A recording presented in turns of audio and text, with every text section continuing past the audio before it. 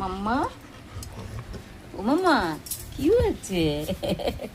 আজ শরীরে খুব শান্তি হয়েছে। হ্যাঁ, মাম্মা স্নান করিয়ে দিয়েছে, জনসন বেবি শ্যাম্পু দিয়ে স্নান করেছে। কারণ এখন রুবি মাম্মাকে প্রেগনেন্সি অবস্থায় এখন সেন্টেড শ্যাম্পু ইউজ করানো যাবে না, তাতে বাচ্চাদের ক্ষতি হবে। এবার ডাক্তাররা বলে দিয়েছে। এবারে হচ্ছে আমার মাম্মা সেই জন্য খুব খুশি। এবার দেখো কেমন আওয়াজ করছে, দেখো দেখো তো এরম আওয়াজ করে কেউ মামন? দাঁতটাকে মুখটাকে মেঝের মধ্যে লাগিয়ে রেখে দেবে আর দাঁতের ঘষাতে ক্যাক ক্যাক ক্যাক ক্যাক করে আওয়াজ হচ্ছে। মাম্মা কষ্ট হচ্ছে জানো তো, এত গরম পড়েছে না। হে প্রভু, তুমি বৃষ্টি দাও, আমার মেয়ের জন্য হাওয়া দাও, বৃষ্টি দাও, মেয়ে আমার আরাম পাও। হে প্রভু, তুমি কোথায়? বৃষ্টি দাও, বৃষ্টি দাও। বলেছো তো আজকে ঝড় হবে, কালবৈশাখী হবে, জানো মাম্মা?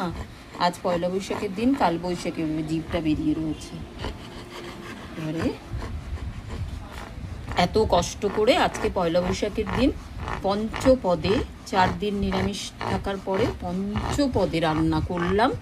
এবার রান্না করার পর ওই একজন সে মাংস খাবে না, এক একজনের এক রকম। ছেলে কাজের ওখান থেকে তাকে খাবার দেয়া হয়েছে, সে হচ্ছে মাটন বিরিয়ানি, চিকেন কোপ্তা, রায়তা এবং একটা চিকেন স্যান্ডউইচ। এবার সে কি আর ঘরের খাবার খাবে? বাইরের খাবার খেয়ে কি আর মায়ের হাতের রান্না এখন ভালো লাগে? ভালো লাগে না। বলতেই পারতি ফোন করে যে মাম্মা তুমি আমার খাবার নিয়ে আসবো, আমার খাবার আমি, তাহলে আমি এত কিছু হ্যাপা করতাম না।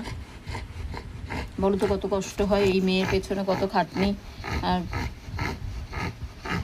এবার ওর না কষ্টটার আওয়াজ শোনো, কি হারে কষ্ট পাচ্ছে আমার বাচ্চাটা।